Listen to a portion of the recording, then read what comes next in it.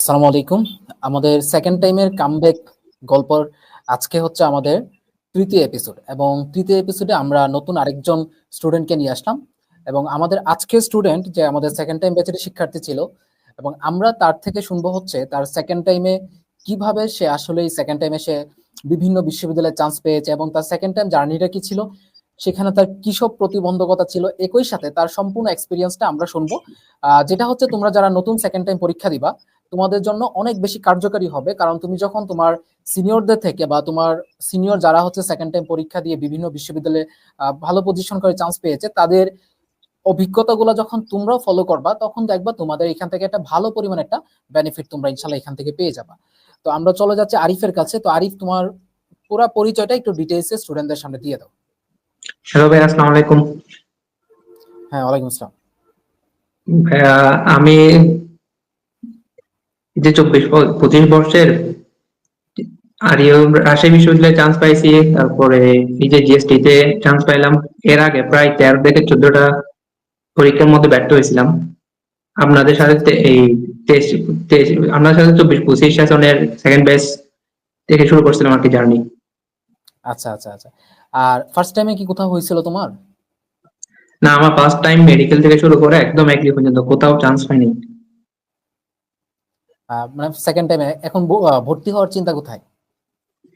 ভর্তি হওয়ার চিন্তা হচ্ছে রাজশাহীর দিকে, আচ্ছা আচ্ছা, রাজশাহী কারণ ভালো। সবার ড্রিম একটা থাকে। হ্যাঁ হ্যাঁ হ্যাঁ, রাজশাহী। তোমার বাসা তো চট্টগ্রাম না? হ্যাঁ, আমার বাসা চট্টগ্রাম। রাজশাহী তো অনেকটা ডিস্টেন্স। জি, প্রায় অনেক দূর। হ্যাঁ, অনেক দূর। মানে এক প্রান্ত থেকে আরেক প্রান্ত। আচ্ছা, আমরা একদম তোমার শুরু থেকে যাই।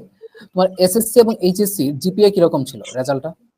হ্যাঁ, আমার এসএসসি তে 5 পয়েন্ট ছিল, আর এইচএসসি তে 4.50 ছিল।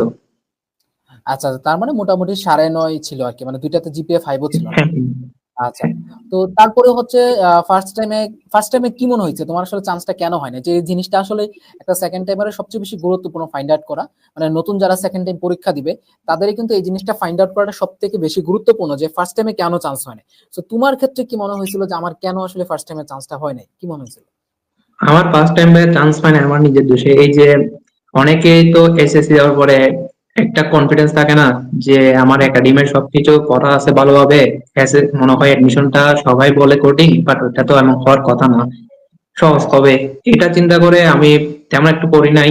প্লাস আমার মোবাইল এডিক্টেড ছিলাম, আচ্ছা আচ্ছা, মোবাইল যেটা এডিকশন। বর্তমান জেনারেশনের কাছে অনেক মানে হ্যাঁ একটা হ্যাঁ। কঠিন একটা সমস্যা আর কি। আচ্ছা, পরবর্তীতে কি সেকেন্ড টাইমে আসার পর কি মোবাইলের এডিকশনটা কমছে? হ্যাঁ, সেকেন্ড টাইমের সময় মোবাইল এডিকশন একদম কমে ফেলছিলাম। আচ্ছা আচ্ছা। তো এই জিনিসটা কিন্তু একটা মেজর একটা প্রবলেম। হয়তোবা অনেকের কাছে মনে হ্যাঁ, হয় যে এটা খুব একটা প্রবলেম না। বাট জিনিসটা কিন্তু আসলে মেজর একটা প্রবলেম। অনেক স্টুডেন্ট আছে যাদের হচ্ছে মোবাইল এডিকশন এত পরিমাণে থাকে, বিশেষ করে এখন যেহেতু রিলস এর একটা জেনারেশন চলতেছে, হ্যাঁ, রিলস। হ্যাঁ হ্যাঁ, রিলস এর এই জিনিসটার প্রতি যখন নেশা চলে আসে তখন আসলে স্টুডেন্টরা পড়া থেকে এত পরিমাণে বিচ্যুত হয়। ইভেনচুয়ালি আমারও মাঝে মাঝে হয় কি, যদি একটু বেশি ফ্রি টাইম থাকে তখন আসলে রিলস দেখতে দেখতে তারপর হয় কি, যখন কাজের সময়টা আসে তখন ওই কাজটাকে আমি অনেক সময় ফাঁকি দিয়ে দিই। তো রিলস জিনিসটা জি। আসলে খুবই ডিফিকাল্ট। তো এই যে মোবাইল আমার এডিকশনটা। হ্যাঁ, আমি একটু যে প্রশ্ন করি। আমার ফার্স্ট টাইমে ভাইয়া আমার এমন একটা রেকর্ড আছে যে আমি 15 থেকে 16 ঘন্টা খালি মোবাইল ইউজ করছিলাম, পড়াতে আহ একদম দূরে ছিলাম। ওই তাহলে যে তো আমার তোমার একটা। এটা, হ্যাঁ, বড় একটা কামব্যাক যে তুমি এত পরিমাণে স্ক্রিন হ্যাঁ, টাইম হ্যাঁ, ছিল 15-16 ঘন্টা, সেখান থেকে একদম একটা কামব্যাক দেওয়া। তো এটা কিন্তু অনেক বড় কিছু। আচ্ছা, তো এই যে মোবাইল এডিকশন থেকে মানে নিজেকে আবার ফেরানো, এটা আসলে কিভাবে করছিলা? তাহলে তোমার থেকে একটা ইন্সপিরেশন পাবে যে যারা সেকেন্ড টাইমার এখন আছে, অনেকেই মোবাইল এডিক্টেড থাকতে পারে। তো ওরা হচ্ছে তোমার থেকে একটা ইন্সপিরেশন পাবে। ভাইয়া, বিভিন্ন অ্যাপস থাকে না যে মোবাইলের স্ক্রিন লক করে দেওয়া যায়। আমি প্রথম প্রথম ওইভাবে মোবাইলের স্ক্রিন লক করে দিতাম, ওই যে আপনাদের ক্লাস কখন হবে এটা দেখার পরে ওই হুম ঘন্টা ওইটার 1 ঘন্টা মানে মোবাইলের স্ক্রিনটা অফ করে রাখতাম ওই অ্যাপ দিয়ে। এভাবে তারপর আস্তে আস্তে নিজেকে কন্ট্রোল করছি। হুম। তারপরে ওই জিনিসটা আমার কাছে মানে কন্ট্রোল আসছে আর কি। আচ্ছা আচ্ছা। তো ফার্স্ট টাইম এত বড় একটা ভুল, মানে এটা বিশাল একটা ফল্ট কিন্তু, যে মোবাইল এডিকশন। অন্যান্য তোমার প্রবলেম থাকলে হচ্ছে কি ওইটা আসলে সহজে তুমি কমিয়ে নিয়ে আসতে পারবা। ধরো পড়াশোনা কম করা, এটাকেও ইমপ্রুভ করা যায়। তারপর ধরো যে নেগেটিভ মার্কিং, এটা ইমপ্রুভ করা যায়, বাট মোবাইল অ্যাডিকশন জিনিসটা ইমপ্রুভ করাটা সো টাফ। তো এই জি। একটা তোমার একটা অভ্যাস, বাজে অভ্যাস থাকা সত্ত্বেও সেকেন্ড টাইম দেওয়ার সিদ্ধান্তটা কেন আসছে? ফ্যামিলি প্রেসারে নাকি নিজের একটা গিলটি ফিল বা ওরকম থেকে আসছে? এই যে আমার ফার্স্ট টাইম যখন হয় নাই, ধরতে গেলে আমার ফ্যামিলিতে সবাই পাবলিকের পড়ে, তো ফার্স্ট টাইম যখন হয় নাই আম্মু হঠাৎ করে কান্না করে, এটা দেখার পর নিজের ভিতর একটা আফসোস জাগে, না মানে সবাই ফ্যামিলিতে পাবলিক, আমি যদি প্রাইভেটের দিকে যাই কেমন লাগবে আমাকে। ওই জিনিসটা থেকে আমি সেকেন্ড টাইমটা শুরু করছিলাম। আচ্ছা আচ্ছা, তাহলে এটা ভালো একটা থেকে। সেকেন্ড টাইম জার্নিতে কোনো প্রতিবন্ধকতা ছিল কিনা, তোমার মানুষের কথাবার্তা শোনা বা এরকম কিছু ছিল ওইটা তো কিনা? ভাইয়া, ওইটা তো একদম সেকেন্ড টাইম আমার জীবনের সাথে একদম লেগে আছে। মানে বিস্তারিত আশেপাশে বলো। মানুষজন অনেক অনেক কিছু বলে, যেমন আমাকে অনেক কিছু বলছিল। আমার আশেপাশে যখন কেউ চান্স পাইছে, মানে ফার্স্ট টাইম যে চান্স পেয়ে গেছে, আমাকে সবচেয়ে বেশি বলছিল, কারণ আমি আমি পড়ালেখা করছিলাম এসএসসিটা গ্রামের কলেজে, এরপরে হুম, টাউনের সরকারি কলেজের মধ্যে চলে গেছিলাম। আচ্ছা। তো এখন আমার জন্য আমার ফ্যামিলিও ঘরে গেছিল। তো এরকম ফার্স্ট টাইম যখন কোথাও হয় নাই, তো আশেপাশে যারা হয়েছে ওদের মা বাবা বলতেছে মানে ছেলের জন্য চলে গেছো, কি হয়েছে, যার হওয়ার সে গ্রাম থেকে হয়ে যায়, এইসব কথা আর কি। এগুলো তো শুনতেই হয় সেকেন্ড টাইম। মানে এই কথাগুলা কি তোমার কি আলটিমেটলি ওই টাইমে মানে খারাপ লাগতো, নাকি ওইগুলা থেকে আরো তুমি একটা জেদ তৈরি হইতো যে না আমার চান্সটা পাওয়াই লাগবে? মানে তুমি এই জিনিসটা কিভাবে প্রথমের নিতে? দিকে প্রথমের দিকে যখন শুনছিলাম একটু একটু খারাপ লাগছিল, এরপরে নিজেকে বলতাম মানে ওদের কথার জবাব আমার রেজাল্ট দিয়ে দিব। এক্স্যাক্টলি। এরপরে কামব্যাক ফাইনালি দিলাম কি? একটা। জি। আচ্ছা, ফাইনালি। এবং সেকেন্ড টাইমে তুমি তুমি ভালো পড়াশোনা করতে, আমি এটা খেয়াল করছি। মানে তোমার, আমি জিনিসগুলো খেয়াল করতাম। তো পড়াশোনাটা শুরু হয়েছিল কিভাবে, যে তোমার ফার্স্ট টাইমের পরে সেকেন্ড টাইম আসলে কিভাবে আস্তে ধীরে শুরুটা করছিলে, এটা একটু বলো। প্রথমে ভাইয়া আমাদের তো মানে ফার্স্ট টাইমে পরীক্ষা হয়েছিল অক্টোবর 27 তারিখ, একদিন শেষ হওয়ার পর। হুম, হুম। একদিন রেজাল্ট দিয়েছিল 27 তারিখ বা 30 তারিখ, ওইদিকে 2-3 দিন আমি মানে সিদ্ধান্ত নিচ্ছিলাম কোথায় যাব, কিভাবে শুরু করবো, কোন কোর্সে ঢুকবো। মানে ওই যে এখন অনেক কোর্স তো আছে বর্তমানে যে একটু ডিপ থেকে বেশি পড়াই, যেগুলো তৃপ্ত করা হয়ে যায়।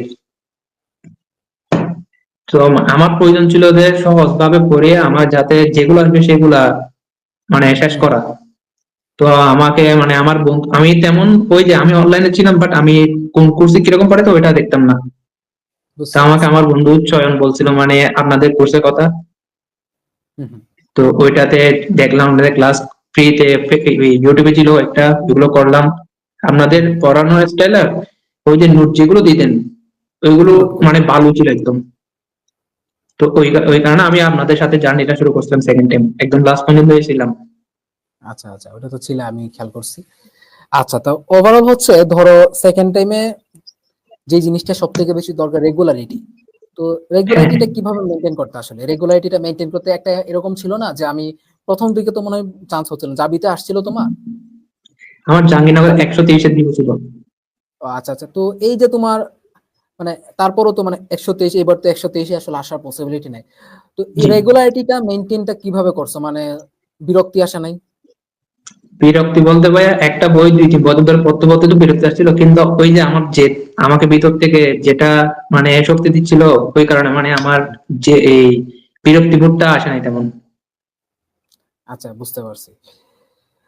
তারপর আসো যে মানে আমাদের সেকেন্ড টাইম ব্যাচে তোমার ফুল জার্নিটা কিরকম ছিল, বা ওভারঅল ক্লাস থেকে শুরু করে সবকিছু একটু ডিটেইলে বলে ফেলো। আপনাদের সাথে ভাই আপনাদের কাছে আমি চিরকৃতজ্ঞ হয়ে থাকবো। বিশেষ করে আপনার কাছে, আপনাকে অনেক ডিস্টার্ব করতাম কল দিয়ে মেসেজ দিয়ে। না না, ডিস্টার্ব না, ডিস্টার্ব না। তারপর আপনাদের সাথে বলতে গেলে প্রথম থেকে তো আপনাদের সাথে ছিলাম। আমার প্রথম টার্গেট ছিল আমি জাহাঙ্গীরনগর ডি তে চান্স পাবো, মানে না, আমাকে জাহাঙ্গীরনগর আমার বলতো একটা তুমি ড্রিম ছিল। জাহাঙ্গীরনগর জাহাঙ্গীরনগরের জন্য বলতো। হ্যাঁ। তো ওই আপনাদের জাহাঙ্গীরনগর বেসে তো দেখছিলাম আমি পরীক্ষা দিয়ে মানে দিতাম সব, তারপরে ক্লাস সবগুলোতে থাকতাম, এমনকি আপনাদের রাতে 2:30 পর্যন্ত ক্লাস গুলোতে ছিলাম, হ্যাঁ হ্যাঁ, ম্যারাথন ম্যারাথন। গুলা। ওই তো আমার পড়ানো, আমার আপনাদের বিশেষ করে আমার আমার কিছু একটা মানে সমস্যা ছিল, ওই যে আমার বেশি পড়া মুখস্থ থাকে না। ওইটা ছোটকাল থেকে আমার পড়া একদম মুখস্থ থাকতো না। তো আমি আপনাদের নোট যে নোট গুলো দিয়েছিলেন আমাকে, হুম ওই হুম। যে ক্লাসের হ্যান্ড নোট। পরে নোট, ওই নোট গুলো হ্যান্ড আমাকে নোট। মানে অনেক হেল্প করছে ধরতে গেলে। যেমন আচ্ছা। আমি আমার একটা বাদ অভ্যাস ছিল, আমি কোনো নোট করতাম না, তো আপনাদের নোটের মাধ্যমে আমি পড়াটা সুন্দর গোছাতে পারছি। তারপরে জাহাঙ্গীরনগর আমাদের সাথে দিলাম, ভাবছিলাম হবে, কিন্তু ওই যে একটু দূরে চলে গেছিল মেরিট, হ্যাঁ, হ্যাঁ, ওইটা এবার আমার দোষে দিছিল, মেরিটটা দূরে চলে আচ্ছা, গেছে আমার দোষে। এরপরে সিও দিলাম, সেম মেরিট একটু দূরে, আমার 4000-এর দিকে মেরিট ছিল, মনে সিইউতে হয় হয়ে গেলে আসবে তো না। ভালো ছিল। হ্যাঁ, সিও হয়ে গেলে সিইউতে তো আমার জন্য ভালো হতো। হ্যাঁ, হ্যাঁ, আচ্ছা। তারপরে তারপরে ডেইলি হ্যাঁ, হ্যাঁ। তারপর ডেইলি কত ঘন্টা পড়তে নরমালি? এই সারাদিনে আমার প্রথম, আমার ওই যে ফার্স্ট টাইম পড়া একটু কম মানে কম পড়ছিলাম তো, যার কারণে আমার একটু মানে কাম ব্রেকটা দেওয়ার জন্য একটু বেশি পড়া লাগছে। আমি ধরতে গেলে দিনের 14 ঘন্টা টাইম পেতাম পড়ার টেবিলে থাকতাম, প্রায় এই হিসাব করলে 13 থেকে 14 ঘন্টা এরকম পড়ার টেবিলে ছিল। তাহলে মানে পুরা একটা ডেডিকেশন তুমি হচ্ছে সেকেন্ড টাইমে তোমার হুম, দেওয়া লাগছে না? জি। আচ্ছা, তো সেকেন্ড টাইমে যখন চান্সটা পেয়ে গেছো ফাইনালি, তখন আসলে ফিলিংসটা কেমন ছিল? যে তোমার কাছে কি মনে হয়েছে তুমি যে ফার্স্ট টাইমে চান্সটা পাইতা, ওইটা বেশি ফিলিংসটা ভালো থাকতো নাকি হচ্ছে সেকেন্ড টাইমে যখন চান্সটা পাইছো তখন ফিলিংসটা বেশি ভালো লাগছে? আমার ভাইয়া ফার্স্ট টাইমের চেয়ে সেকেন্ড টাইম ফিলিংসটা ভালো লাগতেছে, কারণ আমাকে অনেকে অনেক কথা শোনাইছে তো, ওদেরকে একদম উচিত একটা জবাব দিতে পারছি, ওই জিনিসটাই আমাকে মানে শান্তি দিয়েছে একদম। এক্স্যাক্টলি। আমি নিজেও এই জিনিসটা মনে করি আসলে।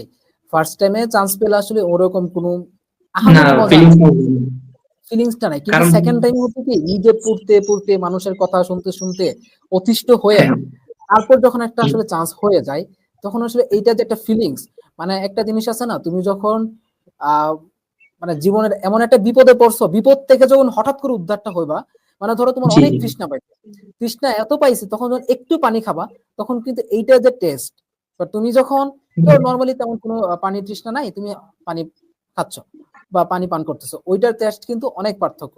তার মানে একদম সেকেন্ড হ্যাঁ, টাইমার যারা পরীক্ষা দিবা তোমরা, মানে ফার্স্ট টাইমে চান্স পেয়ে গেলে হয়তো এই ফিলিংসটা পাইতা না, বাট সেকেন্ড টাইমে যখন চান্সটা পাবা, এই ফিলিংসটা মানে অনেক ফার্স্ট টাইমে যে অনেক বেশি। দ্বিতীয় কথা হচ্ছে তুমি সেকেন্ড টাইমে চান্স পাইলে তুমি হচ্ছে অনেক মানুষ চিনতে পারবা, কে তোমার বিপদে ছিল, হ্যাঁ, কে হ্যাঁ ছিল ভাইয়া, না।